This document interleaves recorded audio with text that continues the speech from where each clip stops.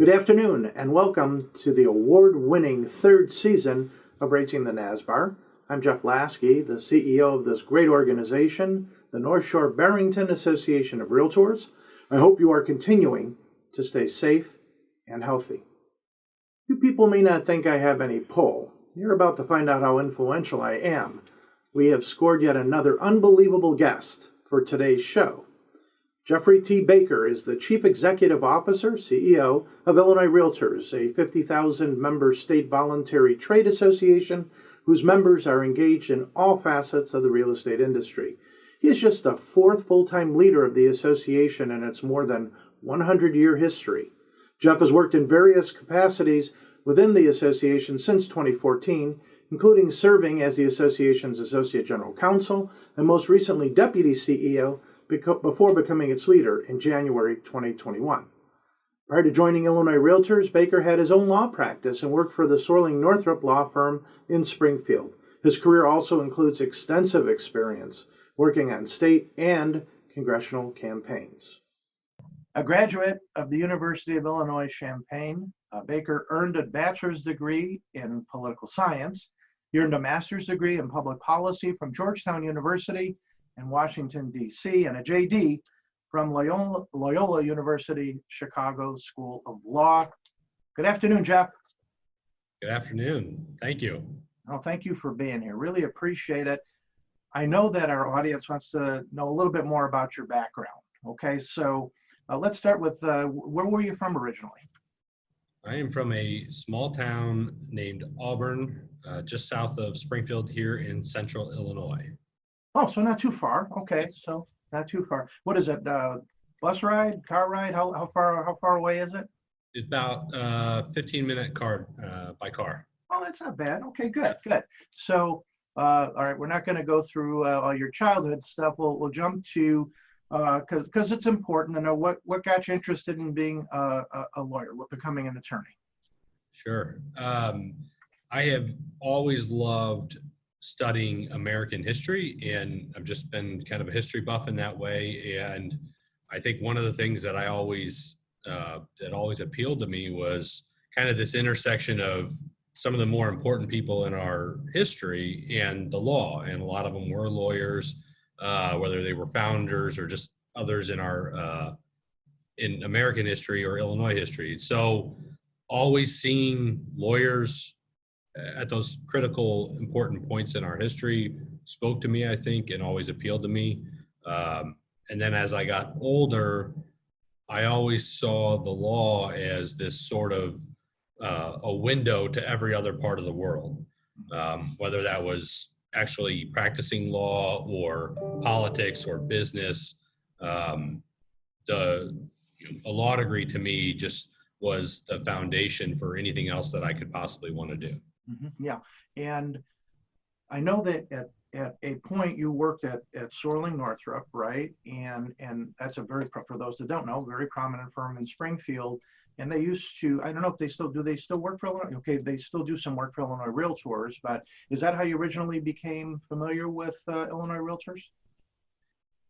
Yeah, Sorling Northrop has had a really long and positive relationship with Illinois Realtors, and from even before I ever entered the picture. And so, yes, when I started working for Sorling and then started doing work for Realtors with the law firm, and advocacy, public policy, obviously one of the core pillars for Illinois Realtors, and the attorneys at Sorling were really cut from that same cloth. So it really just was a good fit for me personally.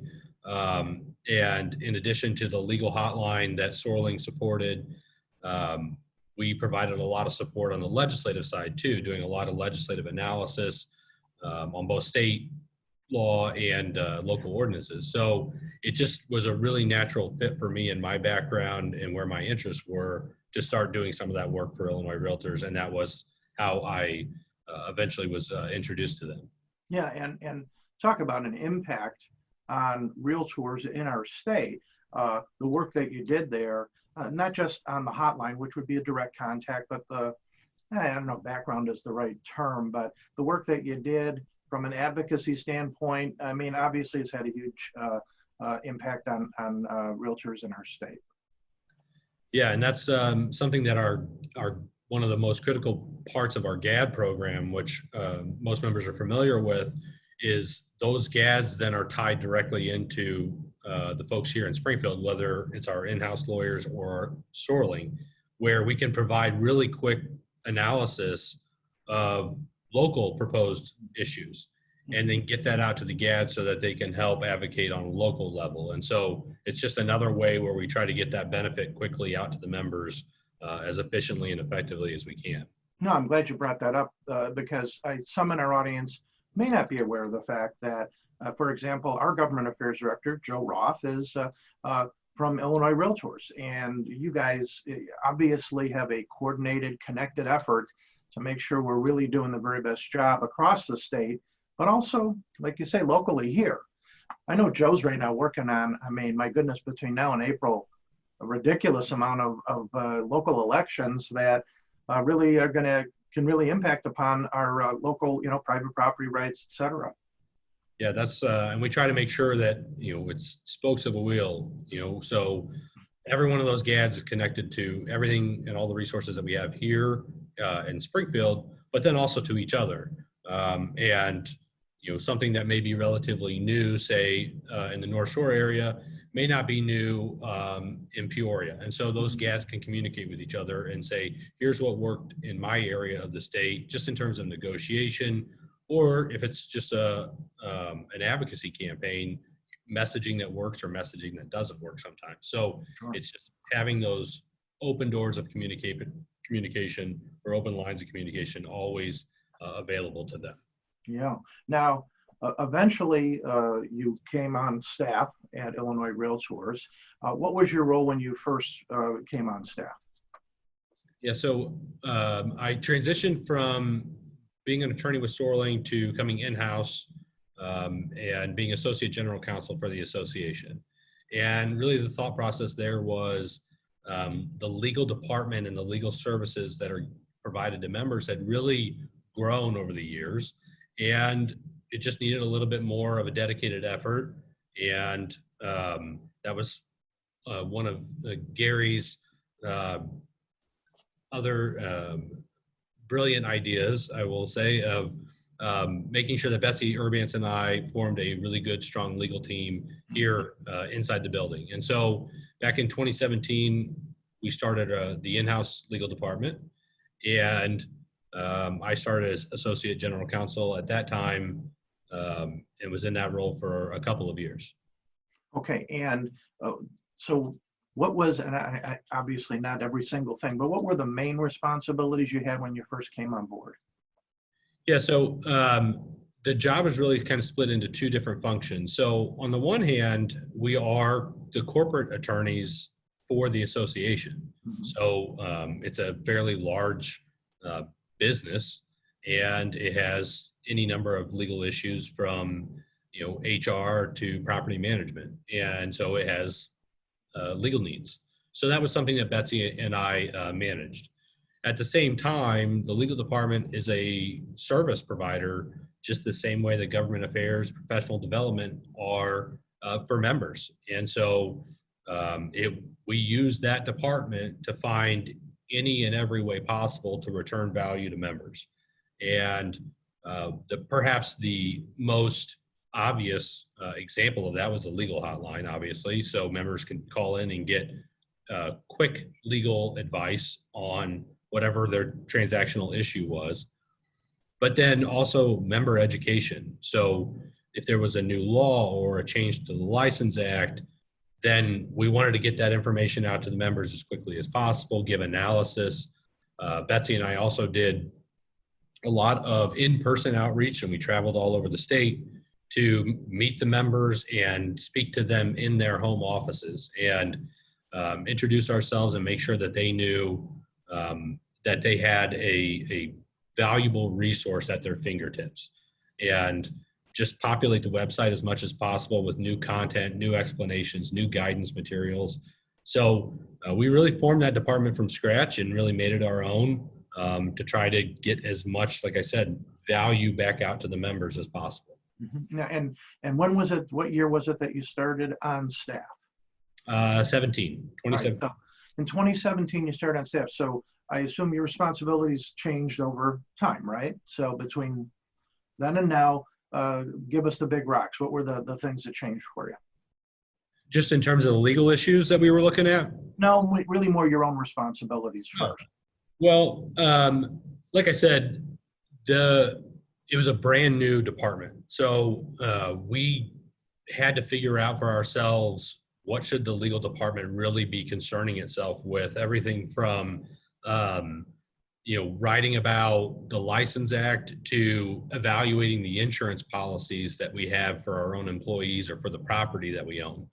And over time, making sure that every single department within the association knew the proper role that legal should play in a large corporation or a medium-sized corporation anyway. And so over in a period of less than a year, we took the department from simply one that was focused on a legal hotline and writing some articles for the members to a full-scale legal shop that provided year-round legislative analysis for GADs that were out in the field, for our state house lobbyists here in Springfield, in-house corporate attorneys for a multi-million-dollar corporation, and then also all of the regular annual things that this association has to do in terms of, changes to the License Act, all of the event planning, our fall business meetings, public policy meetings, making sure that those legal forums and business issue forums had all of the proper legal content necessary, rewriting all of our member policies and codes of conduct, bylaws. So it, in a very short period of time, went from a relatively small set of responsibilities to a fairly large set of responsibilities pretty quickly. And I knew, frankly, I'll admit to the audience now my own ignorance. I knew that you were very involved with government affairs and public policy, but it sounds to me like you had an experience that one could suggest really helped prepare you for becoming the CEO of this organization. I think that's dead on. I think that's fair. Being in the general counsel's position really does just expose you to every single component and aspect of the association. So whether it's, financial statements and audits to, the security contract that you have with your security vendor for the building. I mean, every little thing in between. On top of that, as being a service provider for members, focusing on what's the member need. What does a member want to hear from a bunch of lawyers, and how do we make that interesting? How does the License Act benefit our members and consumers at the same time? So it really provided this firsthand look under the hood of every single component of this association. And that put me, I think, in a really good position once the CEO transition really started to take shape. Okay, so now let's talk a little bit about that, because it's one thing to have all these great experiences that could prepare you for being the CEO. It's a whole nother thing for you one day to say to yourself, oh, maybe I do want to be the CEO of this organization someday. When did that happen? Yeah, so it's kind of interesting. Whenever I think back on that time period, I had been in my role as Associate General Counsel for less than a year when the association finalized their plans for the CEO search. And as it became clear what that search process was going to be, I had some time to think about what my role at the association was, granted in a relatively short period of time. But after kind of thinking about the role that I played as Associate General Counsel, my background in public policy, law, business as a corporate attorney, it really just kind of crystallized for me. And I can actually remember, I I can remember the day, and I can remember actually it was in August of 2018 when it became really clear to me that I thought, I love the people that I work with. I love the mission of this organization. And I think that I have the background necessary to continue all of the traditions and all of the success that Gary had done such a great job setting up. And that, like I said, it all just became really clear to me in the summer of 2018. And that's when I decided to put my name in the ring. Gotcha. Now, so, and then when you went through the process, it was I'm sorry, your title became Deputy CEO. Is that correct? And so it was obviously there was a timeline in mind, right? Yeah. I'm sorry. So it was Deputy CEO was had to call the person something. So it was really designed on purpose the way that it was. You know this, and your members know this. A lot of what the association world does is cyclical, right? It's annual, so you have your annual events regularly throughout the year, whether it's local, state, or national. And then we have all the other kind of affiliated groups that we participate with and the events we do with them. So a lot of the design of the transition was we really wanted a process where whoever the successor was, whether me or anyone else, would really kind of go through an entire cycle with Gary still here. And that was, in the realtor world, there are so many people and names and events and calendars. And so it was really just how do we ensure success for the next person? And the thing that made the most sense was making sure these two people could go through it together for at least 1 year. Mm-hmm. So that was kind of how the process was designed, was for a decision to be made in the spring of 19, with ultimately a year and a half of transition before Gary retired at the beginning of 21. And you've mentioned Gary a couple of times. Okay. And so obviously you're referring to Gary Clayton, who was the CEO for Illinois REALTORS when it was Illinois Association of Realtors, and then Illinois REALTORS for how many years was it that he had, do you recall? Was it 25 years or 33 years? Don't tell him I said the wrong number. It's just a couple of us here, just you, me, Bradley, friends. Gary Clayton, a nice guy. You can tell us.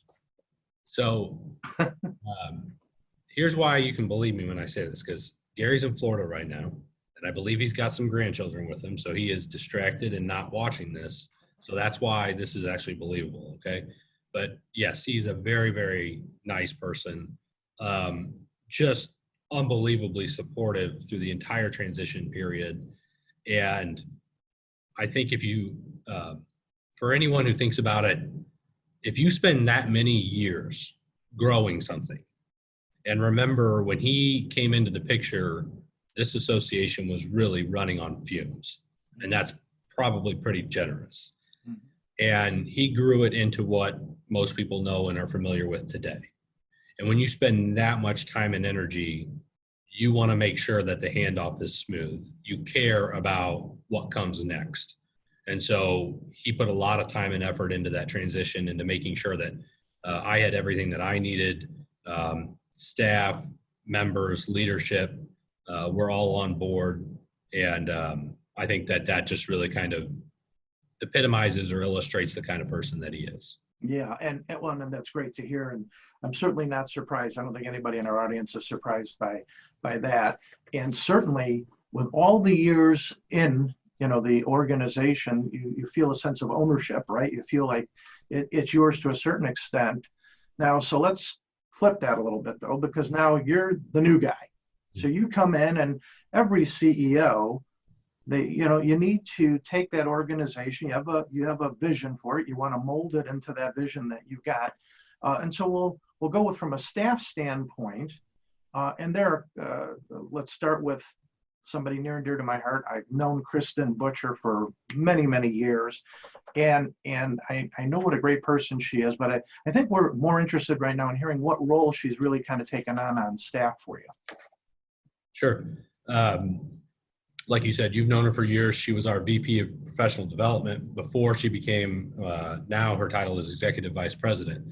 And back when she was VP of Professional Development, she also managed a lot of our events.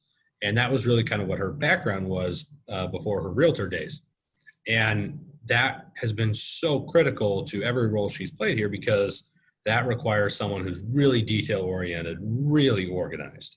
And when you have as many irons in the fire as Illinois Realtors does, you have to have that level of organization and management available to you. And what we wanted to do when we in talking about Gary's transition and talking about what comes next, we wanted to design our management in a way where there was the most efficient flow of information as possible. We are involved in realtor activities, whether national, state, local, but we're also involved in state economic promotion and activity. We have affiliated groups that we're involved with. So, you know, in a non-COVID year, you have a lot of travel and a lot of meetings and a lot going on at a strategic level. And bringing Kristen in at the EVP level really created a system where we could ensure this free flow of information from our executive committee or myself when we're dealing with, say, one of those related activities or a national activity, and then making sure that it can get to Kristen in the most efficient way possible, where it then can filter out to the rest of staff, and then vice versa, and the information can flow back up the chain as well. And so having the system set up this way has been really, really vital to managing what I think has been a very successful 2020, and now so far 2021. There's just a lot of information that flows back and forth, a lot of organization, a lot of people management, both staff and members, and having someone as organized as she is to fill that role has just been critical. Yeah, and from, just so you know, from the outside looking in, everybody I talk to, it just seems like things are humming. You're right. It seems like everything is going very well.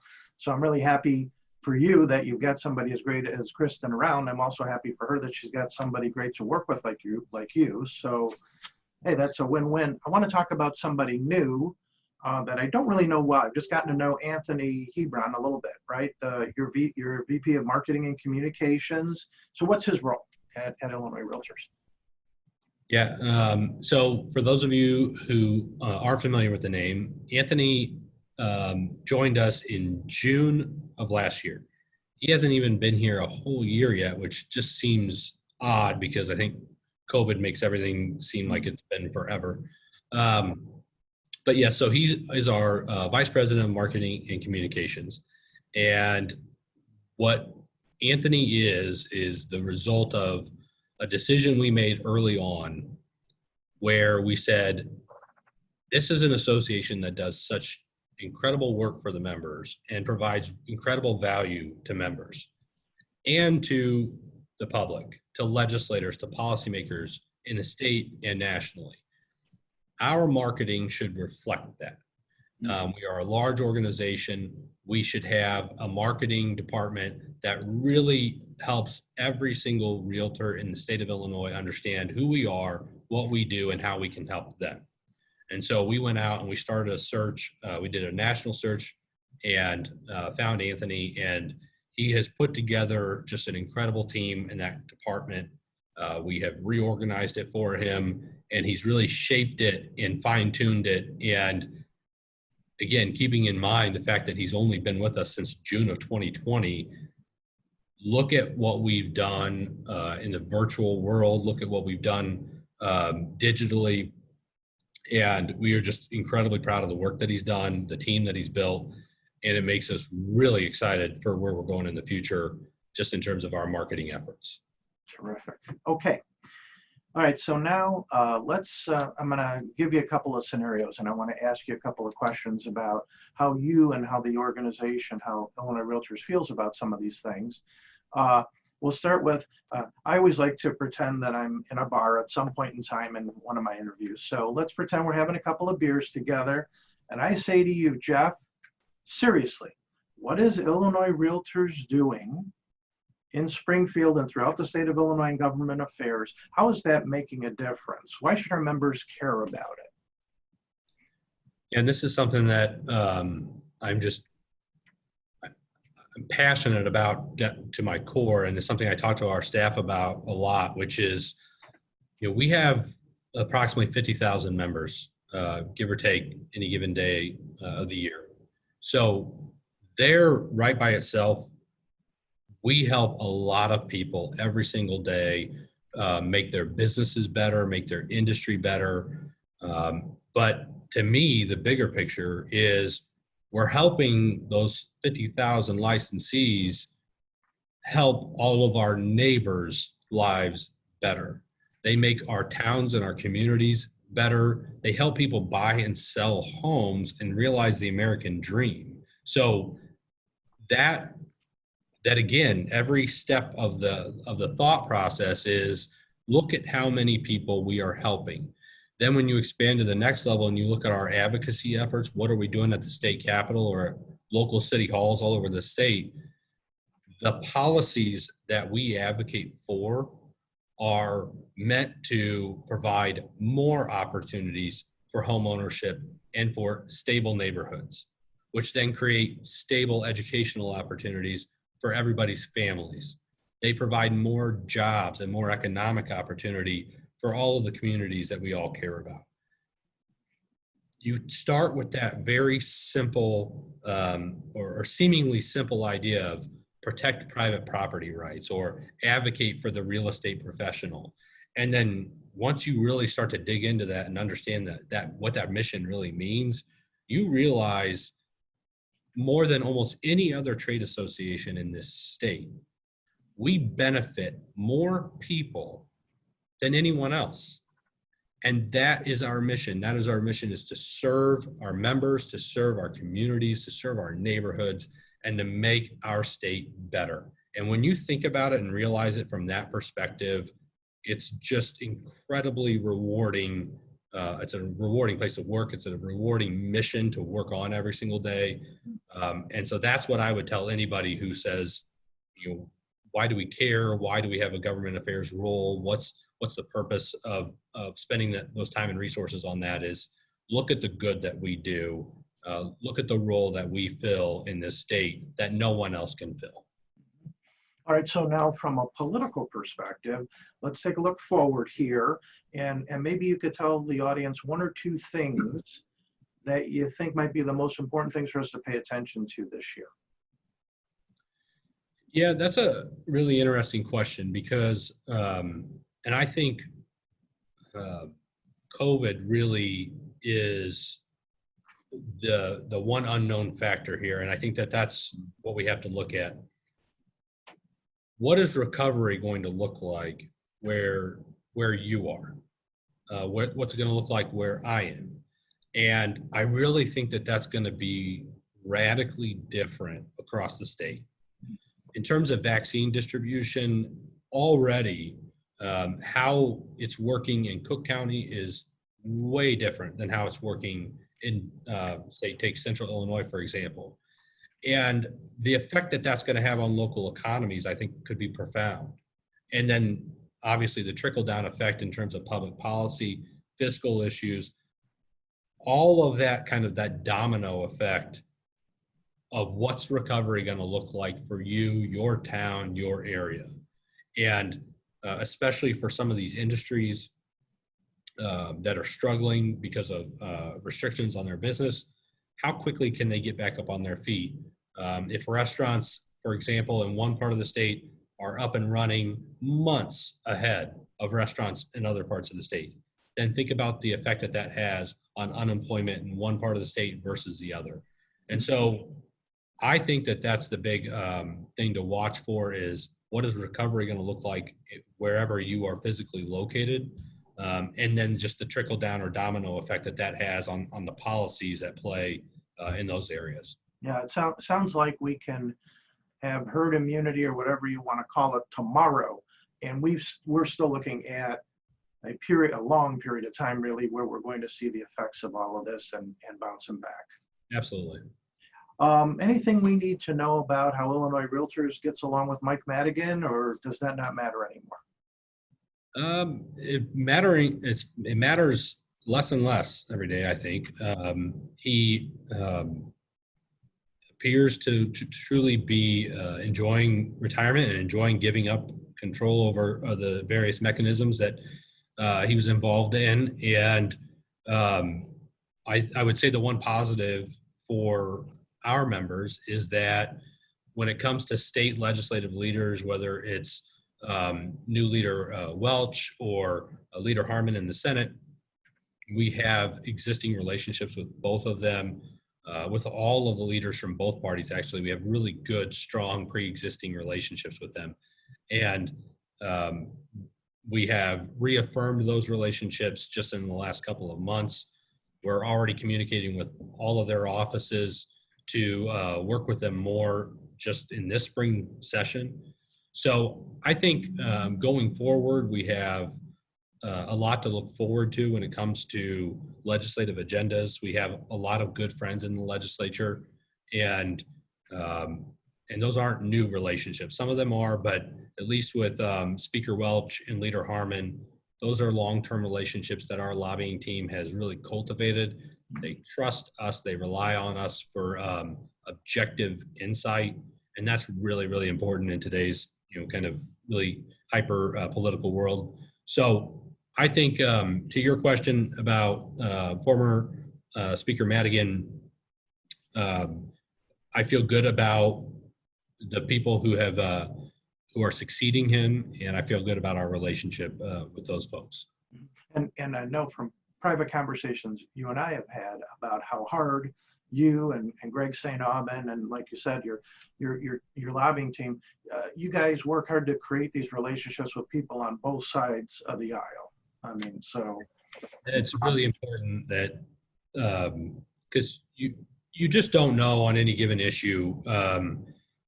And what we try to explain to most legislators, whether local or state, is the policies we advocate for are good for the entire state. We don't care what political party you're a part of.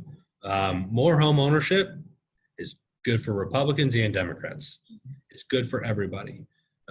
More housing opportunity, more equal housing opportunity is good for every single economic class, regardless of your income, regardless of your position in life. And once we explain that to Republicans and Democrats alike, they quickly understand and realize that we're an objective, reliable source of information, and we're not necessarily out to just pad anybody's pocket.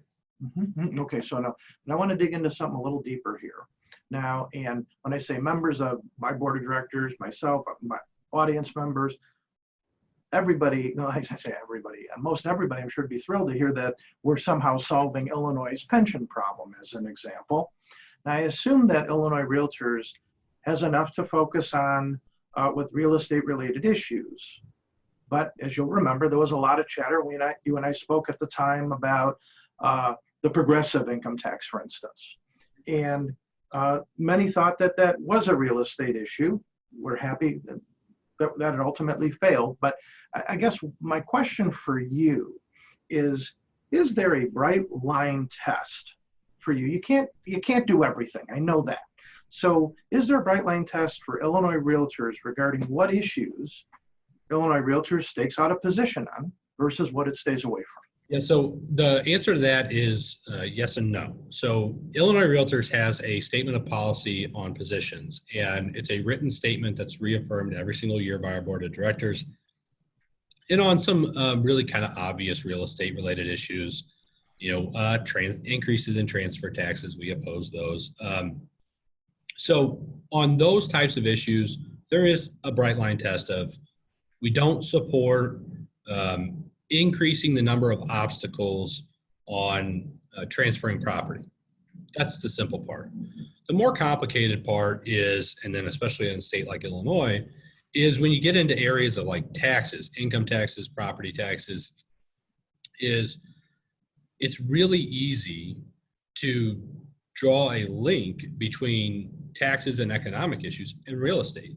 And so I think, to be fair to your members and members all over the state who looked at that one particular ballot issue and thought this is a real estate issue, I think that that's 100% reasonable, and I think that's totally understandable. And I would just say to them that we get that, and as a state association, what we have to do is be deliberate and careful with how we use our political capital. And there are so many legislative issues every single year, state capital, local, that we want to be really strategic in the positions that we take, where we fight, where we don't fight, while also balancing the desire to be responsive to our members and what they want. And so we try really hard to have a firm grasp of where our members' minds are at on a particular issue, while also measuring out, to the extent that we can, what the impact is of taking a position on any given issue is, and what the political climate is, and what other policy fights are being kind of debated at the same time. So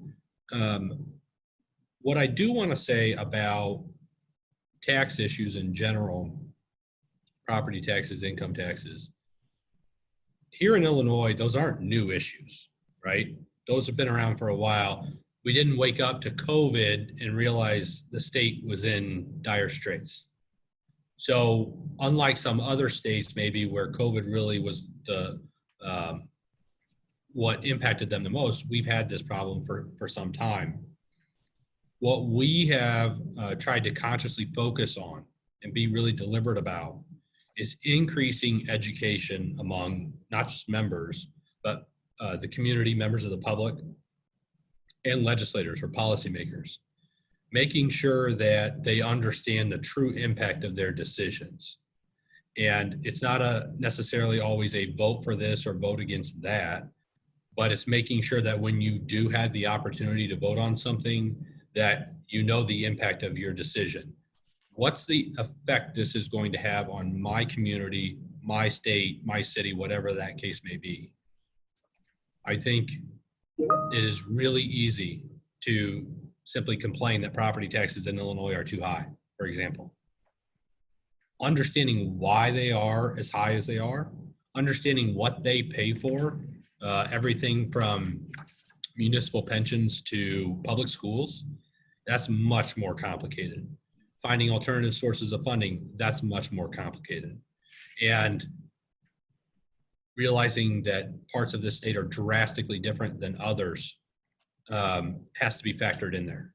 So that's just not a simple issue that someone comes in and solves overnight. So what we have tried to focus on is increasing education of the decision makers, that here's the impact of your decision. Here's how your decision affects someone's ability to buy a home, someone's ability to realize the American dream, or someone's ability to send their kids to a safe, reliable, stable school, have a grocery store within walking distance to feed their family. Those are the types of things that we really want to focus on, because quite frankly, the argument over, lowering property taxes or lowering income taxes in the state, that's gone on for years, and to no avail. And so what we want to do is just increase that educational component for everybody, with the hope that eventually we will generate enough momentum to see some positive change. Very helpful. Other than government affairs, let's get away from government affairs for a second. What would you tell our audience? Give me a couple of the biggest rocks that Illinois Realtors is working on this year. That's a good question. Government affairs does take up a lot of bandwidth for the association, especially this time of year. But I would say one of the most important things that we are focusing on right now with our members is our diversity initiative, for example. Our diversity initiative has several different components. We launched it in the fall of last year. Diversity, the importance of it, is not new to our association. It's not something that we realized in 2020 needed to be prioritized.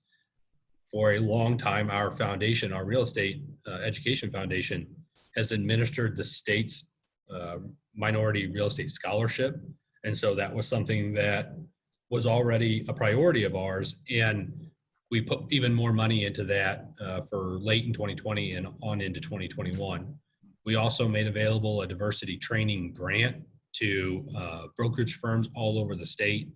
And if any of your members are listening, and any of the managing brokers that are listening haven't looked at diversity training for their firm, not just for their individual purposes, but for their firm and how their firm prioritizes diversity so that we can increase diversity in the industry, and which we know strengthens the industry and makes us better brokers and more professional all around.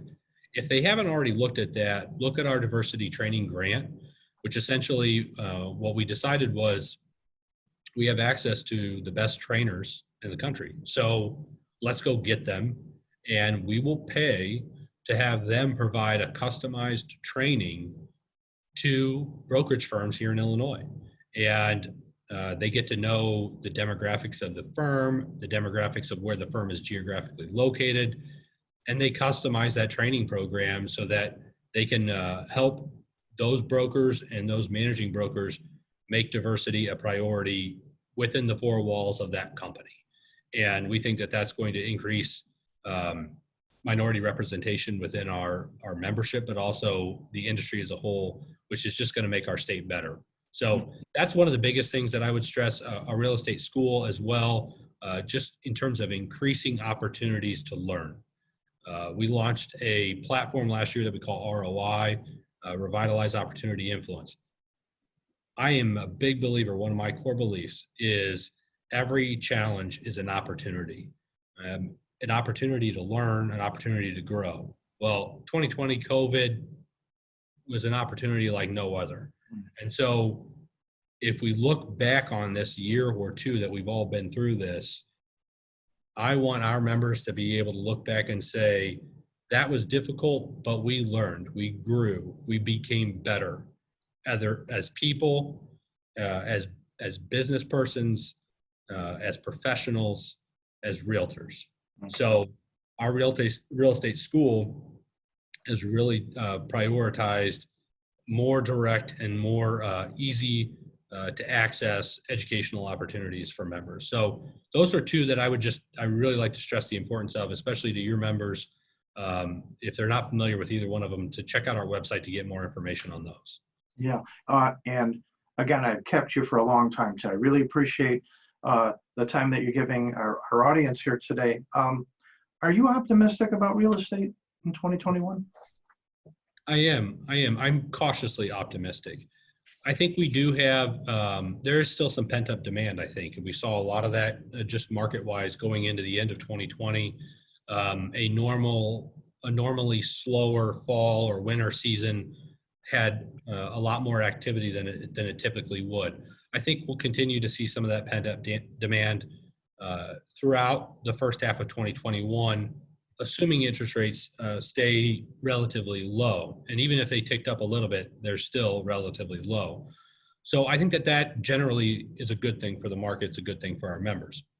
I do think, though, and I want to really urge members to look at this and think about it, especially when they are thinking about policy-wise what matters to them. The low inventory that they witness and they experience every single day is one, there's a lot of demand, so that saps up a lot of what's out there. But low inventory, again, just like the state's economic issues, that's not a new issue for Illinois. And it really is a byproduct of lots of different issues. But one of the biggest is the priority policymakers put on housing and new housing at every economic level. So whether we're talking about affordable housing or high-end housing, it doesn't matter. New housing starts have dropped off year over year for years. There has been less and less incentive and less in terms of devotion to programming for affordable housing, and more emphasis on people staying in their homes and not updating or upgrading into their next home. And so what that does is it creates this freeze on the availability of inventory. And that is what is creating it's fueling the affordability crisis that we have here in Illinois, which in turn fuels the equality crisis that we have in certain parts of Illinois. And it's ultimately going to create problems for our members who are trying to take advantage of these of economic conditions to grow. And that inventory really is going to start to present itself in more tangible ways, I think, going into the future, if policymakers don't start to address it in a real way. Yeah, I think it's the single issue, if you ask members, that they're concerned about. It's the lack of inventory. As great as the market has been in many places in the state, that lack of inventory thing is a serious concern. Is there anything else you wanted to talk about that I didn't get around to? This is your chance to reach all of NSBAR, and our audience, I'm sure, is expanding to other associations as well. Yeah, I would just take the opportunity to tell your members that we have a lot of interaction with a lot of other state AEs and local AEs all over the country. And I will just say, and trust me, he has not paid me to say it, but you guys have, you are so fortunate to have the local AE that you have, just in terms of innovation and leadership and motivation. You are incredibly lucky to have the other Jeff as your leader. We work really well with him, and so we look forward to a very long and productive relationship working with him and your local association. With that in mind, I would also just encourage all of your members to engage. We are here for their benefit. That's one of our core missions, is to help make their businesses better, their lives better, to help them sell more homes, to make more homes available to them to sell. So engage with us, lend us your expertise, your experience, your knowledge, and help us do big things all over the state. Our IR committee application window is going to open in April. And Jeff, I want to see NSBAR members pouring in. You are one of our larger local associations. You're in a really important part of our state. And so we need your members, and we need their experience. We need their engagement and their participation. So whatever we can do to help you, whatever we can do for you, please just don't hesitate to reach out and ask. Well, and again, thank you so much for joining us today. I know in speaking with our board members that I've been speaking to, staff, everybody's very excited about you doing this and getting a chance to get to know you a little bit better. I think that's the main thing. That's been the toughest thing with the pandemic, is not getting a chance to see people and engage and just get to know people a little bit better. And I do want to say, on behalf of our board, you're starting an exciting journey. You're right at the start of it, man. And on behalf of our board, all in NSBAR, we wish you the very best. I appreciate that. And like I said, I look forward to working with you and all of your leaders, both current and future. That's a wrap. Please keep an eye on NSBAR Communications to stay current on NSBAR happenings and to know when one of our great podcasts is coming up. Thank you, Bradley Laberman, for the great job running the board, and thanks to you for tuning in to Raising the NSBAR. I very much appreciate it. Please stay safe, and let's hold out a little while longer to beat this pandemic. Talk to you soon.